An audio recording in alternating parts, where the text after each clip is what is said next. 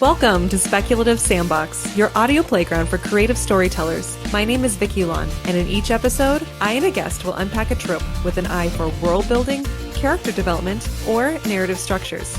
You can also join the conversation on TikTok and Instagram. For those times when the real world just doesn't cut it, let's get lost in a fictional one. All right, John, which is worse for you? Haunting a high school cafeteria or haunting a call center?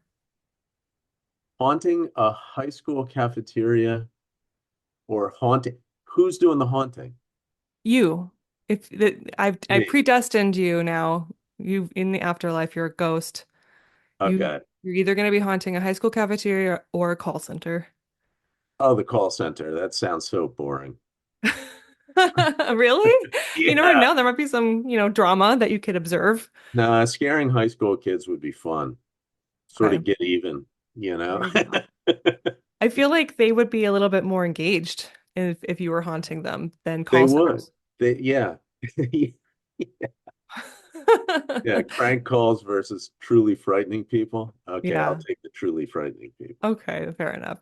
All right, Yeah. John, I'm so happy to have you here on the podcast. You've been on here several times, both with Thanks for me having me and on. as an author takeover. So, how about you introduce yourself and tell us about your latest projects?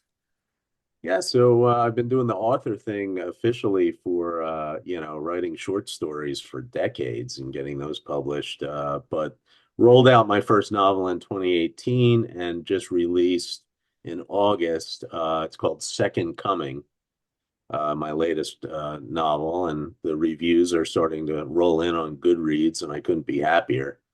That's So, awesome. yeah, How exciting. Congratulations. thank you. Very cool.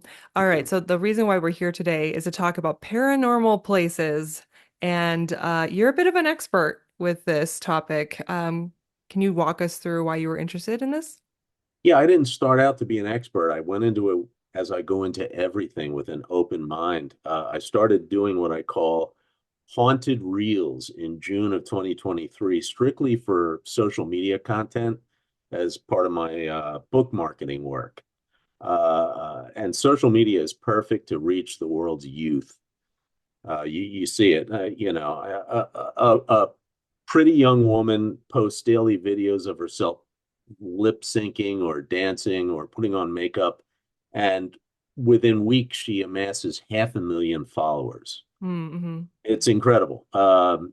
In case you haven't noticed, I'm not young, I'm not pretty, You're not dancing? I don't dance. So to toot my own horn, I wanted to provide actual content related to the fiction that I write. So I Mhm. started doing these reels, potential interest to my audience. And how have they been received since you started? Lots and lots of likes, forwards, increase in my audience. People seem to, never anything negative. Um, it's been great. It's something I think I'll keep doing. It's been fun and I learned a lot. That's exciting. Okay, so that's exactly what we're going to launch into. So your Insta Reel series explores paranormal locations in Pennsylvania and New York. And from you've been to a haunted coal mine to abandoned asylums, Gettysburg Civil War buildings. So aside from wanting to get create content online, what inspired you to do this? Was your intent to support or debunk ghost lore? Were you looking for inspiration? Yeah, no, not at all. Not inspiration. Oh my gosh, no. Uh, Ghost hunter shows are exceedingly popular. Okay. They're huge.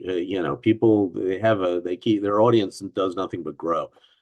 As far as debunking, you may have noticed, especially in this highly charged presidential election year, that people you and I know, they only hear what they want to hear and they disregard facts that run contrary to their decided worldview. That's just human nature. It's a sad tendency, but it's how humans tend to be. But then, two, critical thinkers approach all things with an open mind. And I'm a critical thinker. I always was. I went into this research with a completely open mind. I had no biases about the spiritual world. And my convictions changed as my understanding increased. That's okay. That is really interesting. And we're definitely going to get more into that. So, um, before we do that, though, going into where you went and specifically the New York, Pennsylvania area, what would you say is the distinguishing factors about those paranormal places compared to maybe other parts of the world? Okay. Well, first of all, I live in the Northeast. I live in Philadelphia. Okay. So apart from St. Augustine, Florida, and the Jamestown, Virginia, which are the oldest part of the USA, that's quickly followed by the Northeast. Okay. So several hundred years of violence, Mhm. conflict define this area. It's very historic as far as this country goes. I live without, you can walk from where I live to the first speaker of the house, his home. Okay. It's That's cool. everything here is old. I haven't hit New Jersey and New England yet. Others have, but I'm lucky to have so many legitimate paranormal active locations within driving distance of where I live. So I may branch out, but the well has not even begun to run dry around here. That's amazing. So why do you think some places are more paranormal than others? Do you think it's the depths and layers of history that contribute to it, or the intensity of maybe the trauma that happened in an area? Yeah, it's the intensity of the trauma. My thinking on that is that extreme malevolent violence is like a dinner bell to demons. If very bad things happen in a particular place, like a battlefield or a building, especially unjust events, where you have evildoers and you have victims, I believe in these places, the thin red membrane, which is the title of my next upcoming Mhm. novel, separating the corporeal world from the spiritual world is thinner for one simple reason. People visit these places hoping to encounter a ghost or feel tingles of fear, imagining the horror of what happened there. These are places where demons find it best to punch through and cause confusion and pain to creatures living in this realm. Deceiving and possessing us is their nature. It's what they do. It's all they do. They mean us harm, and nothing but. And they do have a hierarchy, meaning that some demons are far worse than others. So as you're doing this series and visiting these places, what would you say is your most chilling personal experience or a story that really stuck with you? Okay, well, I've done a lot of reels, probably 70. Hmm. So I've been to a lot of paranormal active locations. I'd say three were the three affected me more than the rest. Okay. Um, the first one was where my friend had purchased a property in Valley Forge, which Pennsylvania, which is in the 1600s it was built, but then during the Revolution in the 1700s it was occupied by General Cornwallis of the British Army. And my friend, I just hung up with him before this podcast. Uh, he's a former Marine from coal country, Pennsylvania. He's the most sober, least spiritual, self-made billionaire you ever met. Okay. Hmm. There's just nothing ghosty about him. Very practical guy. This house is filled with secret passages that were used during native tribe attacks and was the site of unimaginable violence uh, just a few hundred years ago. And it was crumbling down and on the market for decades. He bought it in 98. And before he pumped a lot of money into restoration and whatnot, in 99, he decided to move a bed into it and try staying there for a while. Wow, he's brave. Well, like I say, he's not spiritual. He just wanted to get a feel for the place, right? Okay. So the morning after his first night, he looked terrible. I said, rough night? And he said, I kept waking up to an old-timey bell sound, and there's no phone hooked up yet. I haven't even had the power turned on. He said, want to drive over and we'll try to find the source? I said, sure. So we went over, we grabbed flashlights, we checked everywhere, the secret passages in the dank, termite infested basement ceiling. I saw it. this old 19th century twin bell with a mini hammer in between that strikes the bells when electricity hits it. And then there's this old bare copper wires that were rolled up, dusty, and disconnected beside it. Disconnected. That's the only source we could find. And this is a huge property. It's not like the neighbor Hmm. is within earshot. If a bell was waking him up, it was coming from somewhere very close, right? And also, he said he felt a weight like somebody sitting on the bed. And inside of a round window, like an Amityville horror type, you know, eye like window, it's covered year round on the inside with these big blue bottle flies, and there's nothing organic around it, like old food or a dead animal or anything that might attract the flies. Yet this window is always covered with them, and I saw it. That's what freaked me out. This isn't secondhand. These eyes saw this stuff and saw his body language after this first bad night there. So that I found was pretty chilling. So was that coal mine in Hmm. Ashland, Pennsylvania. They had a copy there of an audio recording that paranormal researchers made, and there's demons. They supposedly demons down in this mine that's been freaking people out for a long time, and miners met their awful unjust deaths down in the mine.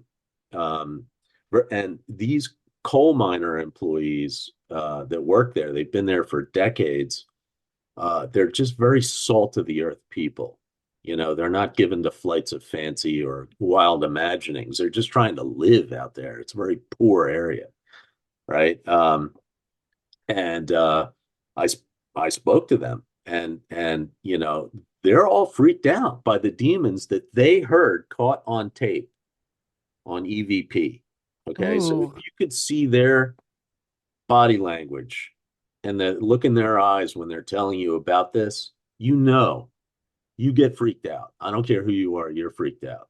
Okay. Is there a difference when you are interviewing people that are freaked out, like that can tell you it's real versus Yeah. someone who's just making it up? Yeah. Oh, of course. Like, you know, Gettysburg is a huge paranormal attraction. People come from all over. And they even have, you know, you can pay and they'll take you through these places as part of a paid tour, you know, and they're just reciting. Okay. They're not freaked out. When you talk to somebody who's been freaked out by demonic presence, oh, it's a totally different body language. You know, they're scared. They know this isn't made up stuff, you know, and the last one is right where, you know, it's right near me. It's this old tavern. It's been around since the 1600s, and I'm friends with one of the three guys that owns it. So he had the manager who's been there forever take me through it, attic to basement, and this guy's in charge of hiring and firing all the employees, and his name's Dave, and he's a huge, scary, shaved-headed, Mr. Clean kind of guy that nothing phases. And he was freaked out. He was telling me some employees quit over the figures they've seen moving in the basement, humanoid figures, you know, stoves turning on, gas stoves, lighting for no reason, freaking people out, scaring them, you know. So that's another one where it's real. There's no fiction here. And so living where you are, it's pretty dense. You're able to find a lot of locations that have history and people that have experienced these things. Totally. It's this area, and yeah, New York, Jersey. You know, I'm probably going down to Florida in a bit. There's some down there that, you know, in the very oldest settlements, but you know, really, this area is just loaded, loaded, and people are freaked. If you actually go to my Instagram or my website, johnjamesminster.com, I put all the videos there, put them on YouTube, and then put the links so you can page through. You know, just get freaked out, get uncomfortable. Watch these videos. So you told me that investigators and mediums in the area that you've talked to have come to the conclusion that these ghosts are demons masquerading as spirits. So you talked about demons a little bit earlier before. Can you tell me more about this and what Yeah. these investigators and mediums told you? Yeah, so I mean, it's very old biblical. The Old Testament goes back, 5,000, almost 6,000 years. In Leviticus, do not turn to mediums or seek out spiritists, for you will be defiled by them. I am the Lord your God. That's straight from the Old Testament, right? So it's not like this is news. Um, Mediums, if you look, there are 45 similar commands throughout the Old and New Testaments of the Bible. Islam's Quran considers mediums haram, meaning forbidden. Why? Because while the grieving believe they're tapping into the spirits of their beloved departed, what they're actually doing through these mediums is summoning demons, punching through that membrane. And like I say, mankind has acknowledged this for 5,000 years. This is no revelation from John Minster, okay? Mediums today investigate what they're told by owners of properties and whatnot are lingering spirits in these buildings. And they go in there with an open mind and they make contact and they ask questions of the spirits. That's what they do. And some are answered in voices that are caught on their EVP recording equipment. Okay. For example, the voice of one pretending to be the ghost of a child, but presenting in a deep male voice. Okay. Saying, yes, I am that child. Ugh, Okay. Caught on gross. tape, right?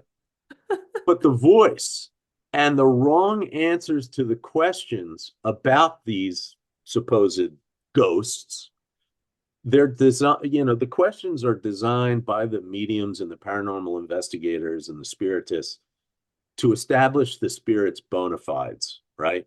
Hmm. And after the answers are received, the mediums have concluded that these spirits are deceivers, meaning demons.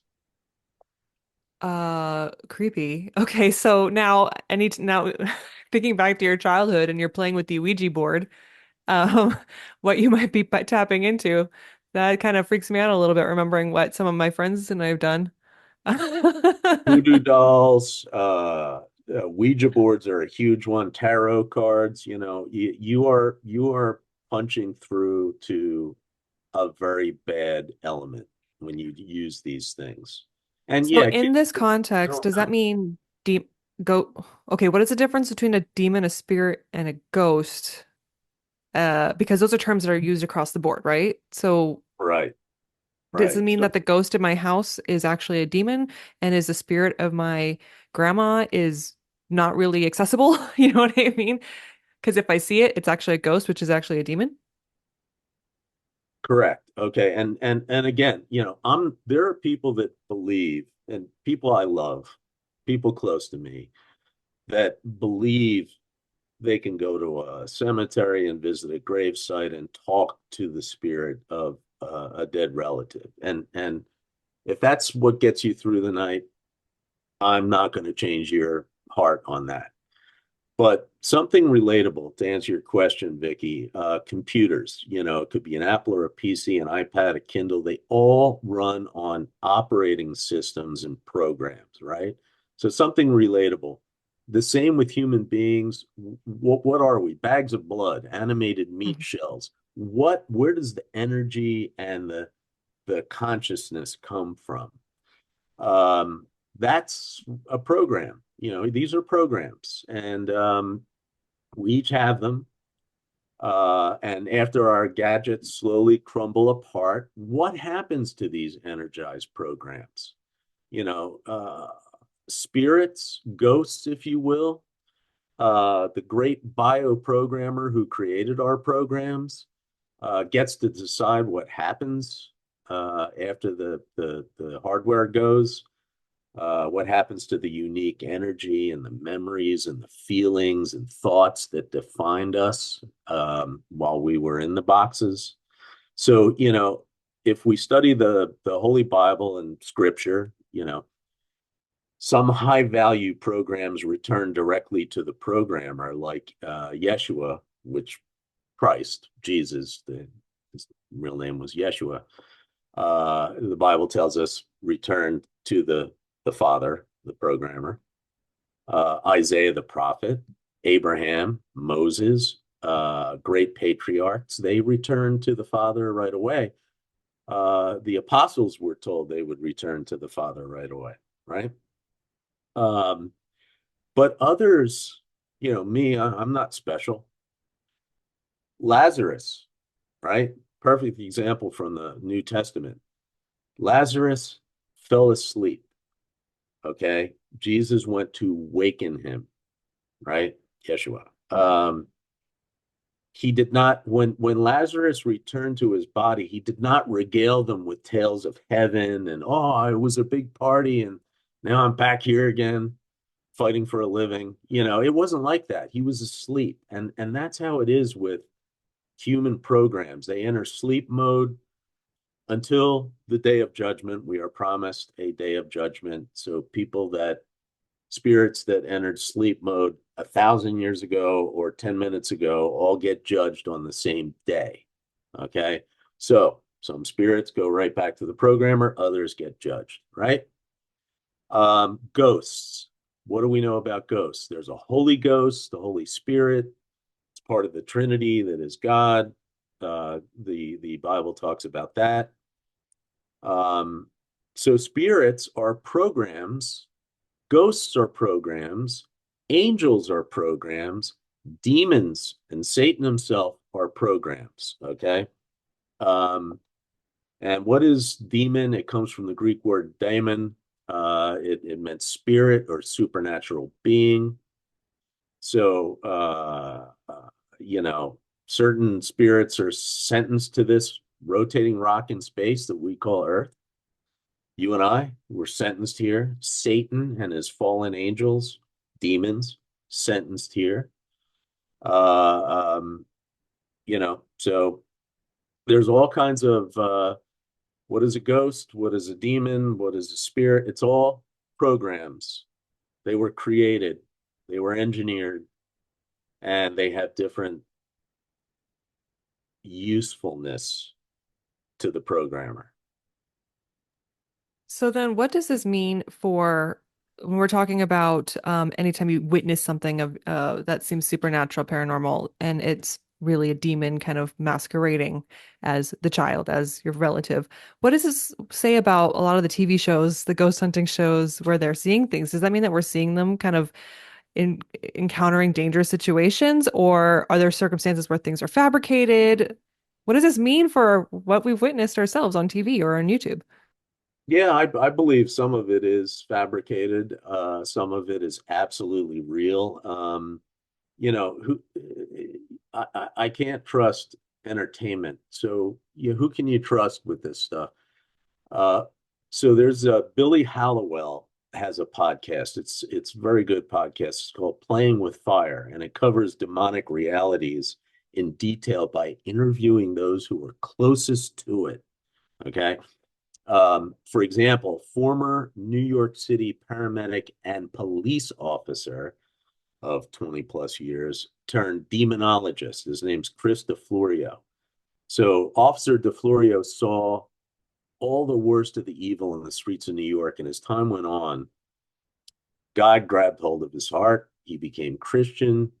He wasn't prior, which is when he started to combat evil directly. And he published an autobiography titled Called into Darkness. And he has videos on YouTube, and just search for Chris DeFlorio. Okay.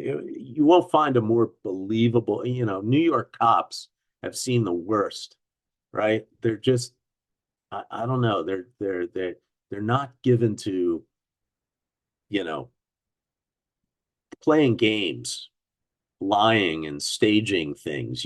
They're just they're just trying to get through. They're tough, tough people. And experience taught DeFlorio the difference between evil for which all humans are accountable. Everybody does evil, has evil in them, right? And the difference between that and demons. At first, he'd never given much thought to God and the author of evil, Satan, but then he started connecting the dots and asking what's behind this evil that he is dealing with as a cop every day, right? So he describes three stages of demonic behavior: infestation, oppression, and possession. So you've used the word, Vicky, hauntings, right? Hmm. Full possession is rarer than these others, but he says the eyes of the people always reveal the difference between mental illness and possession. So he gets 1,000 calls a year from people asking for help because this is what he does now, right? Like investigating them for a paranormal haunting? It could be a haunting. It could be somebody is, or one of their beloved family members they feel is possessed by a demon. And he has found that to be true in multiple cases and has had to perform exorcisms.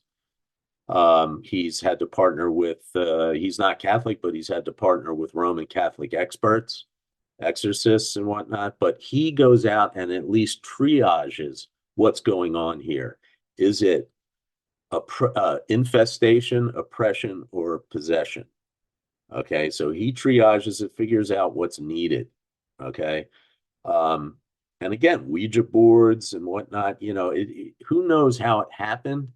Like he went to this one place and found a voodoo doll. Immediately, he realized, the person didn't even really think about it. Did Um, someone else plant the voodoo doll or was their no, own?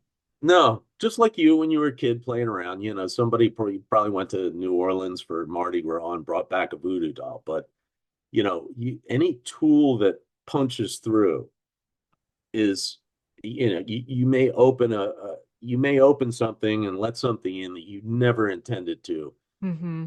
you know um and he's there's mists. I've seen video recordings from legit sources of mists and heard EVPs, recordings, sudden temperature drops, light orbs, shadows, things moving. These are real. These are real.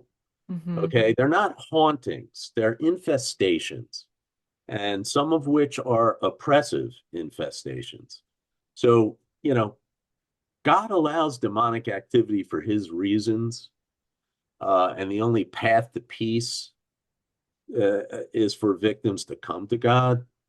Christians like DeFlorio confront evil directly, cast them out. Ministers who do so for the glory of God. They're not doing it for press or to sell books or whatever. They do it to glorify God. That's and because they love people. They Loving people is a decision. It's one they've made as Christians. I'm going to love people no matter how horrible things may be about them. I'm going to love them. So that's what DeFlorio and others do. A deliverer, an exorcist, call them whatever you want. So then, for writers that are really interested in writing paranormal locations and wanting to tap into that creeping horror, bring a fresh perspective, or just get as realistic and authentic as possible, um, tell me what you experience when you visit these paranormal locations with all of your five senses. Yeah, so I have never tasted a demon. I've never smelled a demon. No, but No. does it smell like eggs? Like like when you have Yeah, a yeah, gas no, leak? no, no. I'd say, again, like what would convince an eyewitness, a direct first person eyewitness.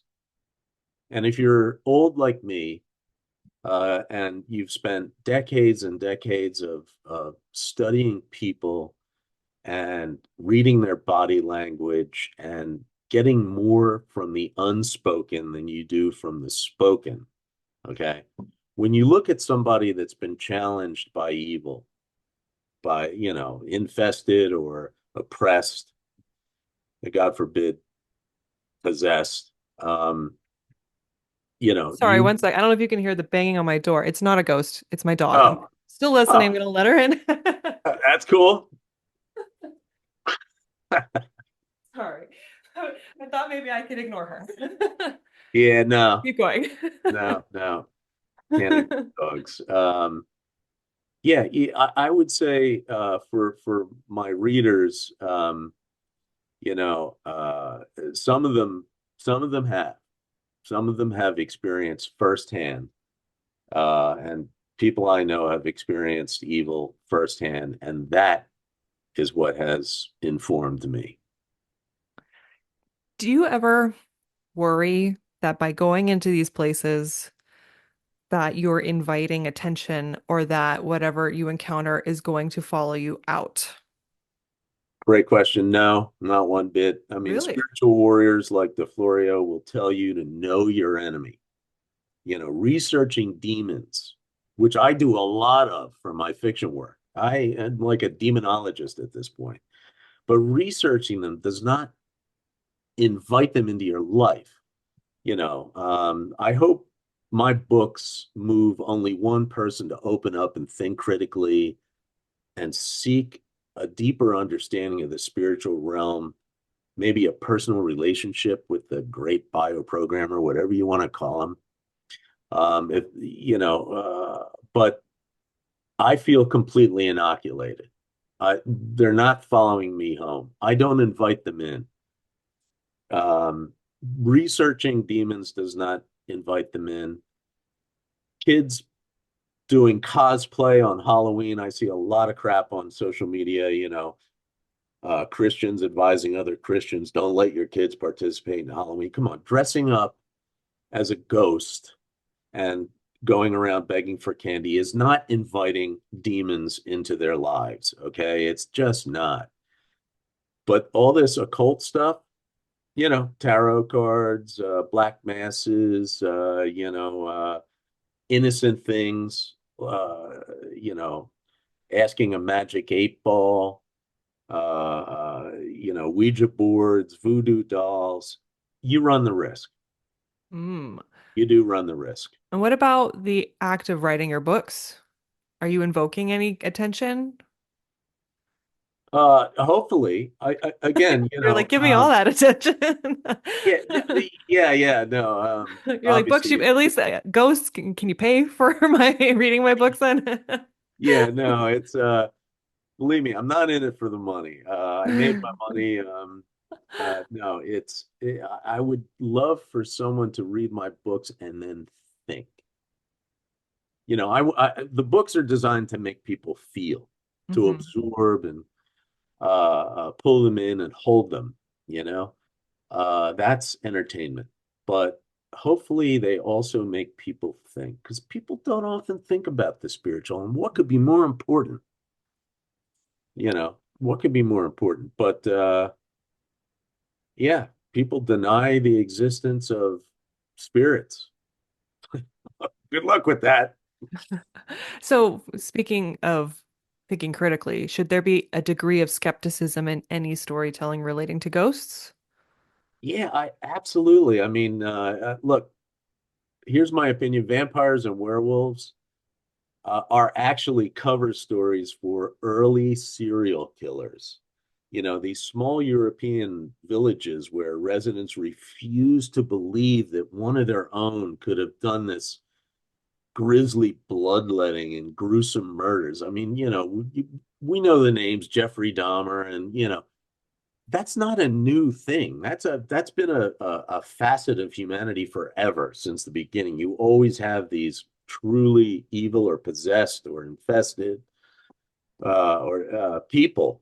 Okay, so when these things happened in these small villages, they couldn't blame it on one of their own, so they blamed a werewolf, and it became a legend that after that generation died, the legend got passed on and it just grew. That's how legends start with some grain of truth and then they grow into this ridiculous genre. So the same is true with vampires and werewolves. They aren't scary. Be very skeptical of these worn out tropes. They don't scare me at all. Now, Lazarus, the little 12-year-old girl, what are they if not zombies? Yeah, I believe the dead has been reanimated. And what is a golem from the Old Testament? They fashioned these humanoid figures out of soil and invoked part of the very oldest, you know, like Shem and Ham, Noah's kids had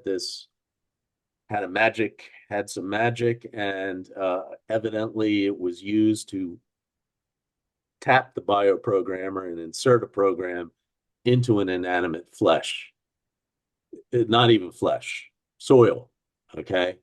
So that to me is scary. Demons and, the ability to restore life to inanimate material. Um, I think that's, yeah, be skeptical, if you will, but there's still some mystery there, and it's still kind of scary to me. Not those old worn out tropes.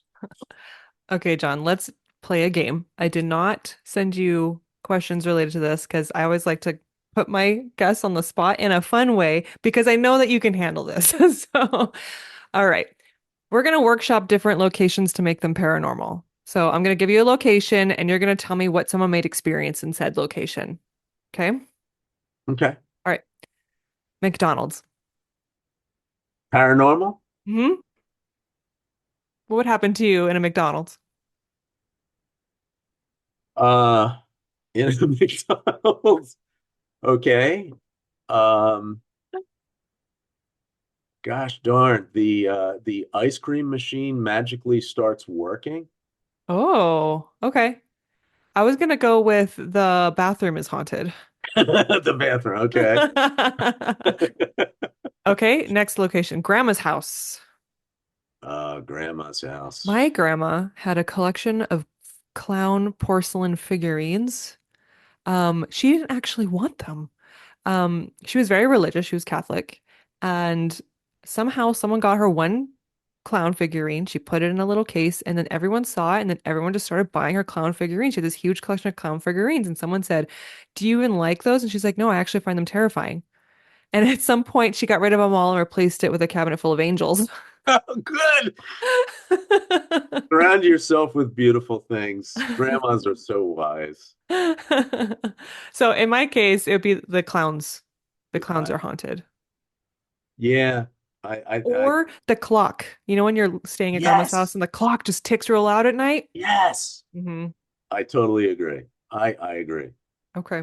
All right. Yeah, yeah. Uh, Next location is the car wash, specifically the drive-through car wash. Well, my mom is dead. She died two years ago. So sorry Or for your loss. yeah, thanks. I'm the last. I'm pretty old, believe it or not. But she was convinced that Osama bin Laden's ghost lived inside the car wash. So when those things were, you drive through, it's a ride through, and those things Yeah. move across your car. She says he's hiding in those slats. Oh, wow. That's very specific. Hey, you know, Okay. I Um, didn't try to dissuade her. I mean, I know at that point you're just like, she's okay. 93 when she died, so good long run. That would be quite terrifying though, if you need to get like, can you imagine you have one single car wash in the entire small town you live in, world building here, and your car is really dirty and you are terrified to take it through and like, but maybe you have to for some instance, I don't know, you can't wash it yourself. Maybe you live in an HOA that doesn't allow you to wash your car in your own driveway, Yeah, which right. I live in, and I don't know how to like there isn't even a car wash in my town. So I'm like, I have to At leave town. Anyway, least um they let you have a dog. There you go. yeah, they're Look at the good. Okay. bright side. All right. And the final location, the office break room. Oh yeah. I think the office break room is a virus haunting. But I think office break rooms are where people exchange viruses. Like Uh, literal viruses or yeah, yeah, mental? yeah. Okay. They get each other sick. It's like don't come to work if you're sick, but misery loves company. They come anyway, and the only time these people ever interact is in the break room. So it's a place of misery, uh, uh, uh, where all these viruses change hands. And what do we know about misery? It Oh, attracts demons. okay. There you go. So in It's a this break case, room. maybe be careful of the fridge. Maybe the demon is in the fridge Could be. or the snack machine because it keeps eating all your money and you can never get the snack you want out and no one can repair it. Well, where I used to work, I was with a company for 24 years. The fridge was more of a science project. It was haunted by bacteria and mold. Oh, one time I worked at a law firm years ago, straight in college actually. I had a carton of milk and I used said carton of milk to eat cereal in the morning. One day I'm like, I'm gonna get a glass of milk first before I pour it into the cereal. And I go and I pour my carton of milk into the glass and water came out instead. So what I think happened is someone stole my milk and then rather than just throw it away, they filled it with water and put it back in. It was water. It was not milk. It wasn't non-fat milk. It was full on crystal clear water. Well, maybe Shakespeare's right about lawyers. Well, it was either a ghost or a coworker that was messing with me. Either way, I've never found There out. you go. Anyway, John, thank you so much for joining me today. This has always been fun. I love talking spooky stories with you. Are there any final last remarks you'd like to provide? Stay inoculated. The demons want you. Oh, okay. And where can they go to get your books? Anywhere. Ask for it at the bookstore, go online, Amazon. Yeah. Okay. All right. Thank you again, John. Thank you again, listeners, for tuning in. And I'll see you guys all next week. Bye.